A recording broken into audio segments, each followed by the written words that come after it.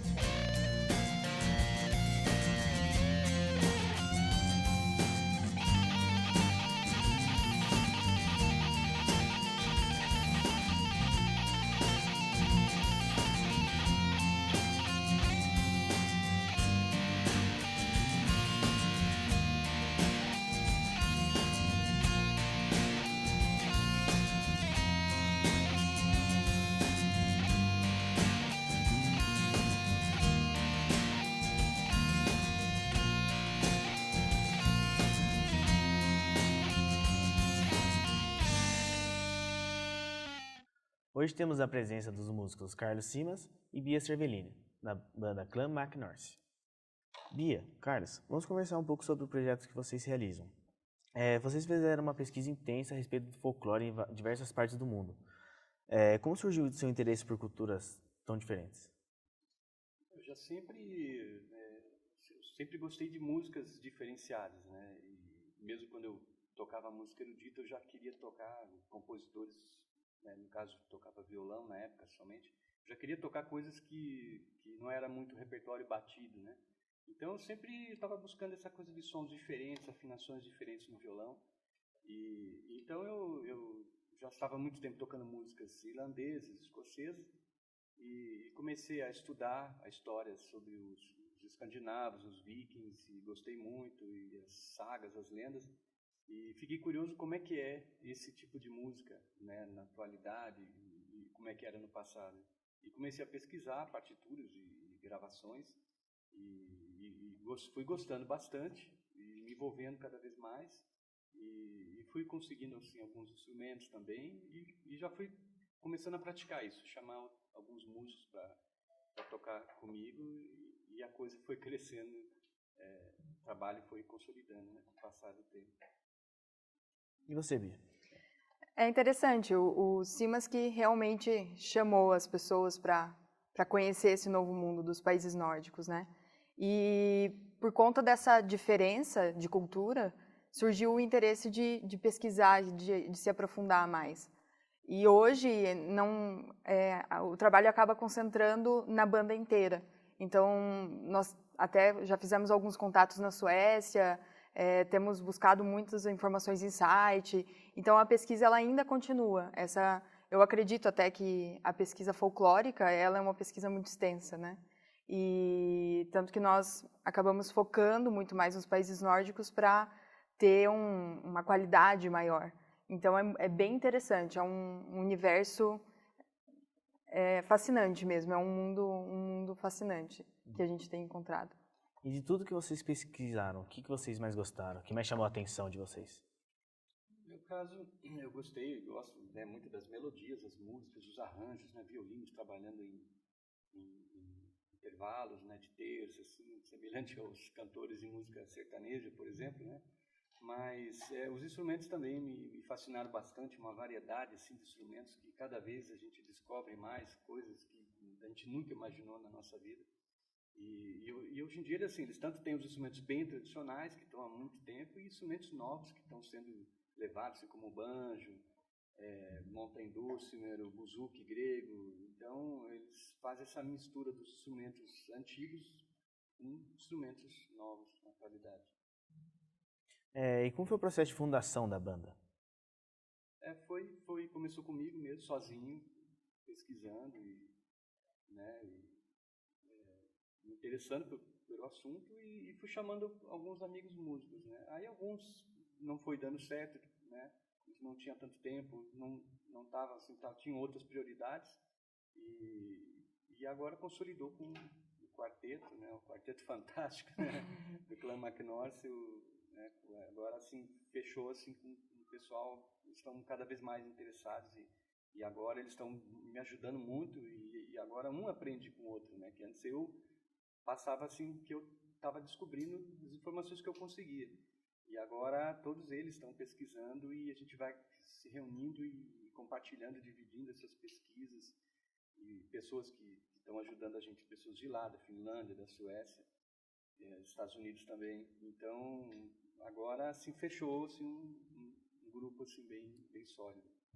E Bia, o tipo de música que vocês tocam é bem diferente. Como que o público reage a isso? Então, é bem interessante. Por conta dessas pesquisas, nós percebemos algo em comum com o nosso público. Porque as pessoas sempre falam, para o estrangeiro tocar a música brasileira é muito difícil, né? E a gente começou a descobrir que para a gente também estava sendo muito difícil algumas características deles para a gente poder executar. Então, nós tentamos aproximar o público a partir dessas diferenças. Quando tem alguma música, por exemplo, Horace Pauls, que seriam polka, que talvez a gente possa até achar que é muito parecido com polcas que a gente já escutou aqui, até por conta das outras tradições que a gente escuta. Lá eles possuem uma característica muito própria, uma característica muito nórdica, que é uma contagem de tempo que é diferente da nossa. Então nós passamos isso para o público e procuramos fazer essa interação e mostrar que eles também possuem diferenças que para nós às vezes pode ser difícil. E daí é bem interessante, porque apesar de ser melodias às vezes exóticas para nós, o público geralmente sai bem cativado, né? Eu acho que é uma novidade mesmo. E cada vez mais que a gente pesquisa, a gente se aprofunda, a gente percebe que tem semelhanças e ao mesmo tempo semelhanças diferentes. É engraçado dizer isso, mas é real. Como os duetos de violino, tem vários que parecem assim duetos de rabeca. Da música nordestina, né? Música nordestina. Sonoridade, às vezes. Do fandango, lembra um pouco, assim. Tem umas coisas que acabam, por acaso, tem uma certa semelhança também. A ideia de reunir as roupas que vocês usam com a música, de onde surgiu essa ideia? É realmente para trazer a cultura para a banda de vocês? Tem essa parte da pesquisa, né? Então, o nosso repertório ele se baseia um pouco na fase do século XIX, mais ou menos, 17, 18 e 19. Então, nós tentamos unir alguns elementos, cor, os casacos, bota, até tem mais elementos que nós estamos tentando trazer e que, querendo ou não, assim como tem o folclore daqui do Brasil, que tem algumas coisas, por exemplo, o folclore gaúcho, que as prendas se vestem, o gaúcho tem a questão da bombacha, lá eles também possuem essas pequenas características, né? E nós procuramos trazer para o nosso show. Apesar que agora nós, com essa pesquisa, estamos tentando unir um pouco do Brasil junto. Então, o clã, ele está ficando a nossa cara com a cara do nórdico. Não só Brasil, né? América Latina, porque um dos integrantes é peruano. Então, estamos levando isso junto, um pouco da característica da roupa com o lado musical, o nórdico com a América Latina. Algumas músicas nos arranjos, assim, a interpretação tentar o mais puro possível, por exemplo, uma parte dos temas, e alguns a gente vai fazer essas misturas da música brasileira, até para conquistar eles, também agradar eles, o pessoal de lá, eles gostam dessa mistura, né? Entendi. Bia, Carlos, a gente vai para um breve intervalo e já voltamos, ok? O TVC Mais vai para um breve intervalo e logo voltamos com mais Carlos Simas e Bia Cervellini.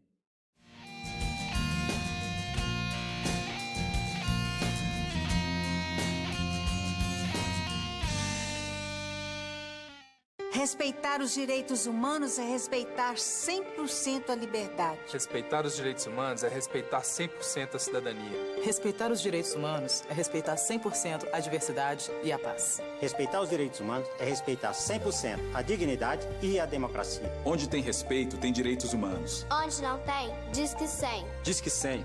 Disque 100. Disque 100. Defender os direitos humanos é uma tarefa de todos. Faça a sua parte. Denuncie.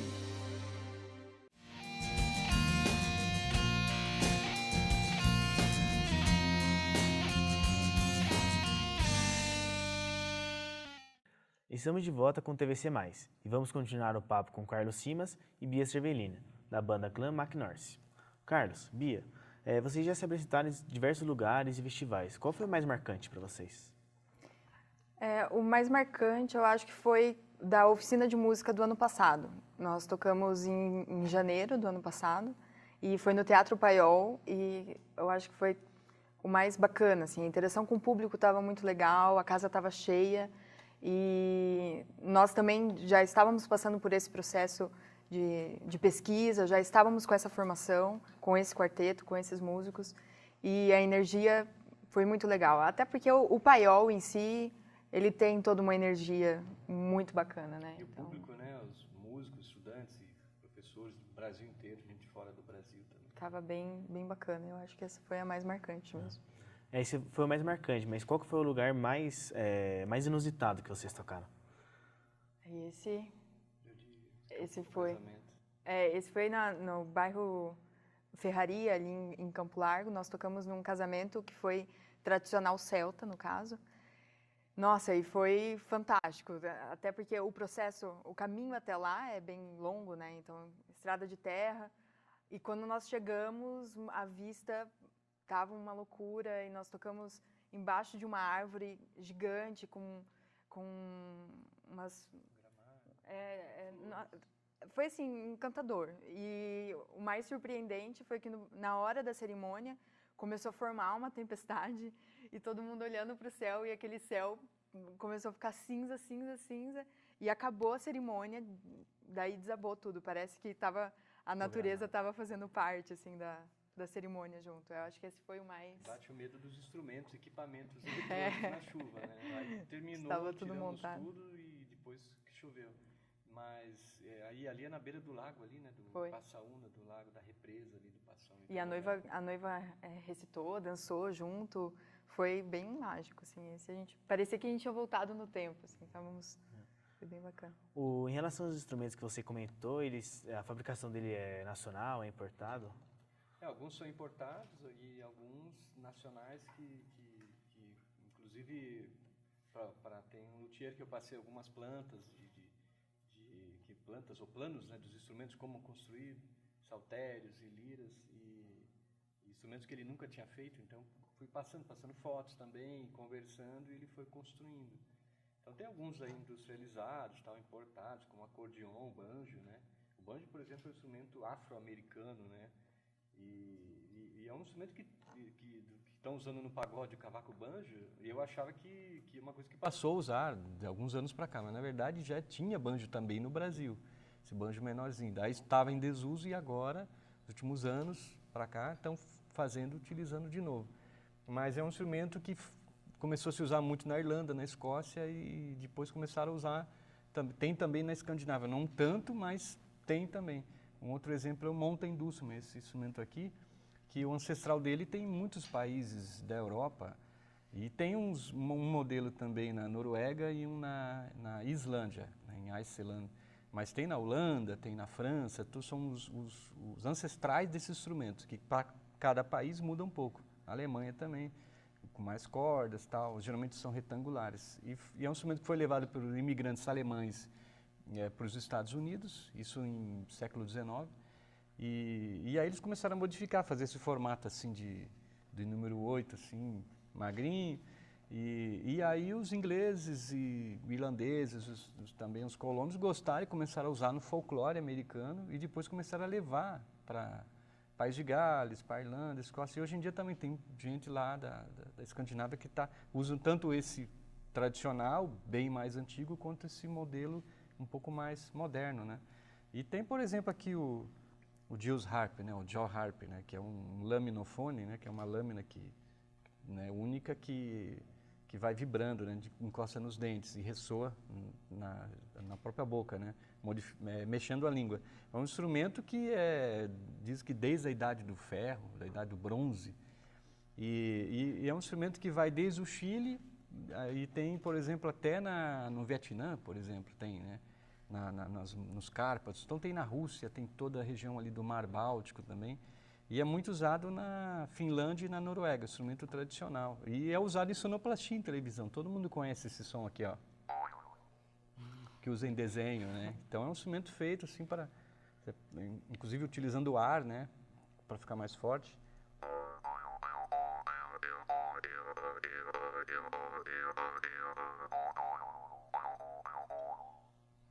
Um instrumento bem interessante, diferente, tão pequeno, né? Cabe no bolso, né? Mas é tradicional. Então é bem interessante, usa no country americano também. E a banda tem 5 anos de existência, né? Qual que é o próximo projeto que vocês planejam? Acho que para esse ano, nós estamos com esse sonho de gravar o CD.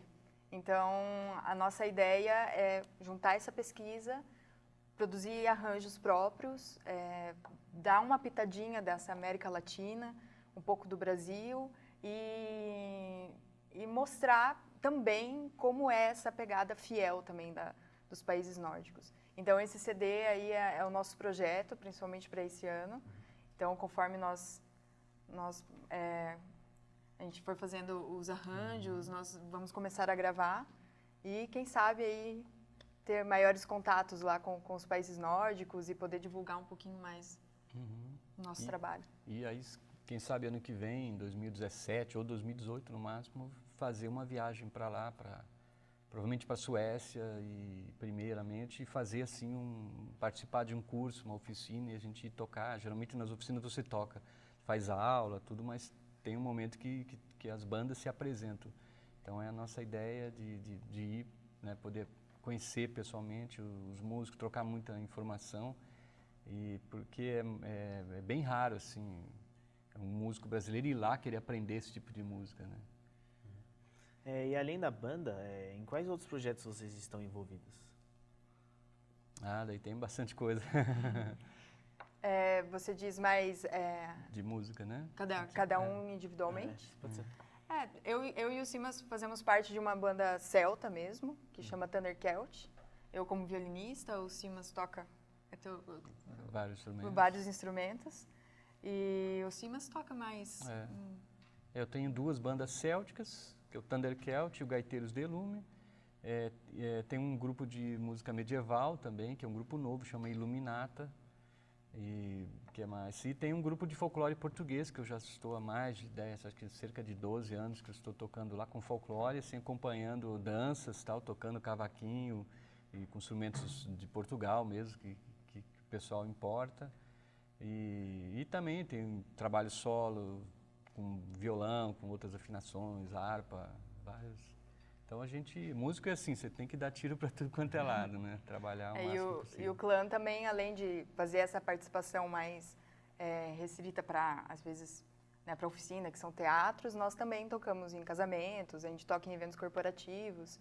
Então a banda ela trabalha com essa parte de pesquisa, mas também tem um outro lado que também toca música celta, toca música medieval. E nós dois também tocamos bastante em eventos. Todos os músicos são professores, todos os músicos, né, da banda somos professores de música também e somos de nível superior. Sim. Então eu e a Bia já somos formados em música e tem mais o José e a Letícia que estão fazendo também composição e regência na Unespar. E a intenção é, à medida do possível, ir fazendo assim, além da banda, paralelamente fazendo essa parte acadêmica, assim, de pós-graduação, né, à medida que for concretizando, que for conseguindo, porque isso faz com que você fique mais sério a pesquisa, né, também, e vai trazendo esses conhecimentos para a própria banda. Então isso vai ajudar a aumentar o nível, né, da banda, o nível de conhecimento. Carlos, Bia, muito obrigado pela entrevista. Nós voltaremos com vocês ainda no terceiro bloco, para vocês tocarem um pouco de música, ok? Obrigado. Agora vocês ficam por dentro das novidades do quadro F5. Nossa, guria, já imaginou como pode ser difícil para um deficiente fazer coisas simples como calçar sozinho um tênis? Verdade, mas tá chegando uma novidade que pode resolver esse problema. Roda a vinheta.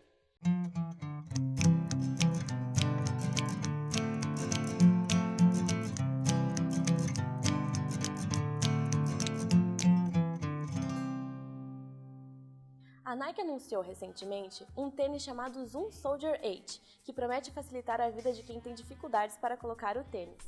No lugar do cadarço, o tênis tem um zíper especial, chamado Fly Easy, que permite colocar somente com uma das mãos. Além do designer Toby Hatfield, o desenvolvimento deste novo modelo foi auxiliado por um estudante que possui um tipo de paralisia cerebral chamado Matthew Walser. Em 2012, Matthew mandou uma carta para a empresa contando sobre sua doença, que já tinha superado muitos obstáculos, mas uma coisa que incomodava era que ele precisava de ajuda dos pais para colocar o tênis. E isso os motivou a trabalhar juntos no projeto. Viu só? Com essa tecnologia, deficientes vão ter um problema a menos para resolver. Verdade. O F5 dessa semana fica por aqui. Até a próxima semana. Tchau!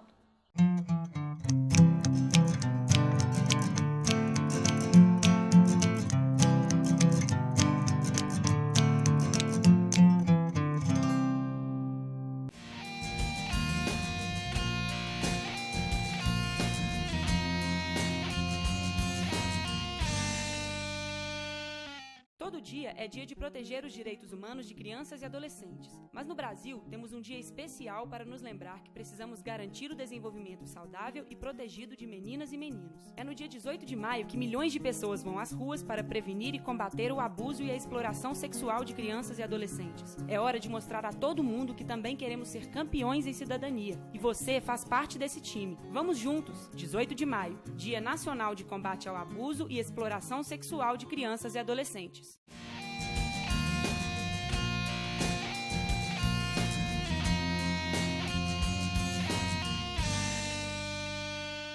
Voltamos agora com o último bloco do TVC+, com a apresentação da banda Clan McNorth. Vamos ouvir uma música, por favor?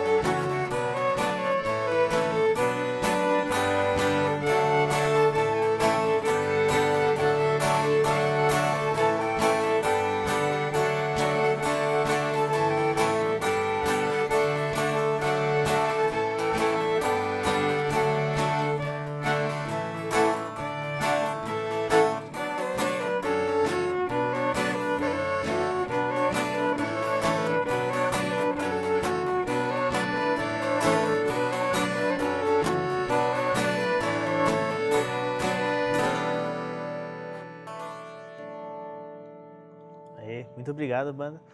Carlos, você poderia apresentar os integrantes, o nome dos instrumentos também? Então, esse aqui é o Mountain Dulcimer, ou Appalachian Dulcimer, que os ancestrais, né, como eu tinha falado, né, em muitos países da Europa.